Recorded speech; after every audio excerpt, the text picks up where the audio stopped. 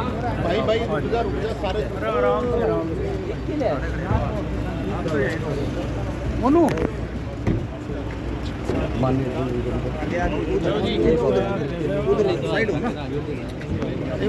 थोड़ा साइड ही मोलो जी, सही आ जाएगा सारा का। भाई साहब थोड़ा साइड हो गया।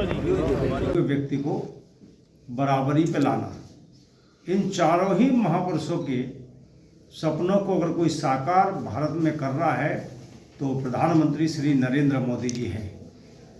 और उनकी पार्टी का जो नीचे हमारा प्रदेश में सरकार है वो कहीं ना कहीं सामाजिक समरसता के मंत्र और हमारा सबका साथ सबके विकास के मंत्र को लेकर काम कर रहे हैं।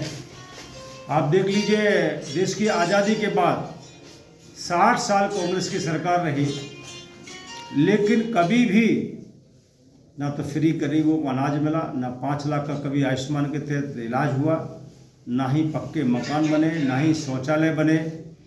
लेकिन आज नरेंद्र मोदी जी के नेतृत्व में ये सब कुछ हो रहा है। दूसरा, इसी प्रकार से हमारे महापुरुषों के सम्मान की दृष्टि से कांग्रेस ने कुछ भी नहीं किया, लेकिन आज नरेंद्र मोदी जी के नेतृत्व में भगवान वाल्मीकि का भी एयरपोर्ट का नाम रखा जा रहा है, जो कांग्रेस कभी नहीं रख पाई। संत रविदास जी का 100 करोड़ का मंदिर सागर मध्य प्रदेश में बनना है, और हरियाणा में और काशी में 25 फीट की ऊंची प्रतिमाएं भी स्थापित हुई है। इसी प्रकार से 5 महत्वपूर्ण स्थान बाबा साहब अम्बेडकर को लेकर है। उन 5 ही स्थानों को राष्ट्रीय स्मारक बनाने का काम नरेंद्र मोदी और भारतीय जनता पार्टी की सरकार ने किया है, जो कांग्रेस ने एक भी नहीं कर पाया। कांग्रेस ने इतना जरूर किया है कि बाबा साहब अम्बेडकर को 1952 और 1954 के लोकसभा चुनाव में हराने का पाप जरूर किया है। उन्हें भारत रत्न भी नहीं दिया, सेंट्रल हॉल में तेल चित्र भी नहीं लगाया। बल्कि दूसरी तरफ और देखने को मिलता है कि यहाँ मिर्चपुर हरियाणा में, मुझे अच्छी तरह याद है, मिर्चपुर में 2009 में हुड्डा जी की सरकार थी, तब 300 बस्तियां हमारे वाल्मीकि समाज के जला के राख कर दी और 2 लोगों की हत्या भी पेट्रोल डाल कर की गई।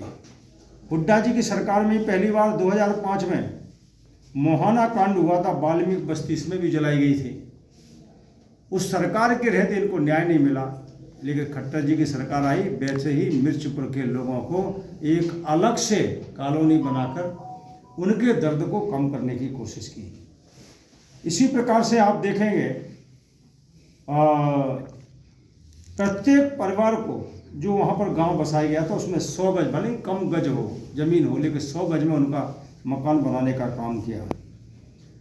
कांग्रेस की सरकारों के समय हरियाणा में ना संत रविदास जी की जयंती शासकीय मनाई जाती थी, ना अम्बेडकर की जयंती मनाई जाती थी, ना कबीर साहिब की जयंती मनाई जाती थी, और ना ही संत डॉक्टर अम्बेडकर की मनाई जाती थी। लेकिन भारतीय जनता पार्टी की सरकार के समय अब चारों ही संत और महापुरुषों की जयंतियां शासकीय स्तर पर मनाने का काम कहीं होता है तो देश का एकमात्र राज्य है जो हरियाणा है, जहां पर यह काम होता है। बाबा साहब अम्बेडकर के नाम से 14 अप्रैल की छुट्टी नहीं होती थी, लेकिन नरेंद्र मोदी जी ने 14 अप्रैल की राष्ट्रीय छुट्टी भी बना दिया। एक ऐतिहासिक काम हुआ है। और इसके साथ ही मैं कहना चाहूँगा कि हरियाणा में कैथल में भगवान वाल्मीकि संस्कृति विश्वविद्यालय हरियाणा बनाए, हुड्डा जी बना सकते थे, नहीं बनाया। सोनीपत के राई में डॉक्टर अम्बेडकर विश्वविद्यालय, फतेहाबाद में संत रविदास मेडिकल कॉलेज, और कुरुक्षेत्र में 25 फुट की संत रविदास जी की प्रतिमा ये बनाने का कहीं काम हुआ है तो हुड्डा और कांग्रेस की सरकार में नहीं हुआ, खट्टर जी की सरकार ने यहाँ पर किया है। इसी तरह है कि जब हम जन कल्याण के काम करते हैं, विकास करते हैं, जनता की आशाओं पर खरा उतरते हैं, तो फिर जनता भी हमको आशीर्वाद देती है। इसलिए भारत में अब की बार फिर से जनता ने सरकार मोदी जी के नेतृत्व में सरकार बनाने के लिए निर्णय कर लिया है। इसके पीछे वजूद दिखता है।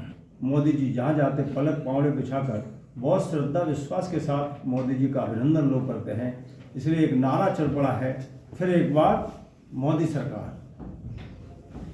अनुसूचित भारतीय जनता पार्टी केंद्र में जब से सत्ता में आई और प्रदेश में आई है, मुझे लगता है सीटों के बंटवारों को लेकर कभी कोई खींचतान कांग्रेस की तरह नहीं हुई है, भगदौड़ नहीं हुई है। हम एक दूसरे की भावना का सम्मान करते हैं और एक अच्छा जो निर्णय हो सकता है वो हमारा राष्ट्रीय नेतृत्व करता है, आगे भी होगा। जिस दल में और जिस सरकार में तानाशाही होती है, दूसरे की भावनाओं का सम्मान नहीं होता है, वहाँ पर इसी प्रकार का काम होता है।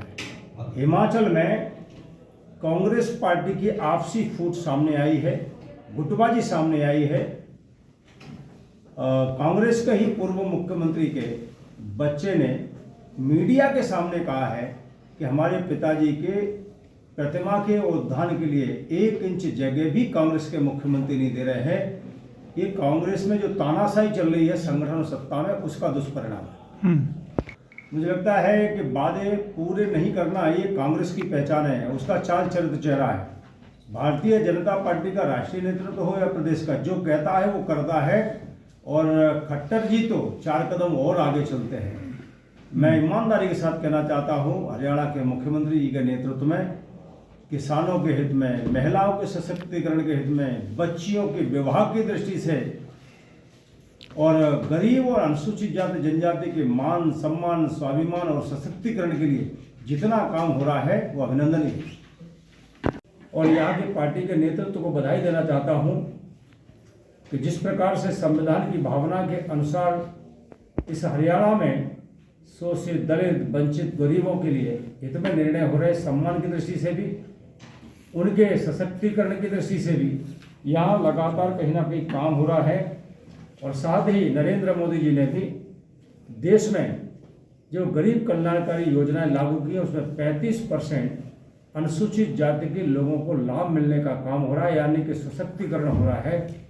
मैं मोदी जी का और खट्टर जी का अनुसूचित जाति मोर्चा और देश के करोड़ों अनुसूचित जाति के भाई बहनों की ओर से बहुत बहुत धन्यवाद देता हूँ, आभार व्यक्त करता हूँ।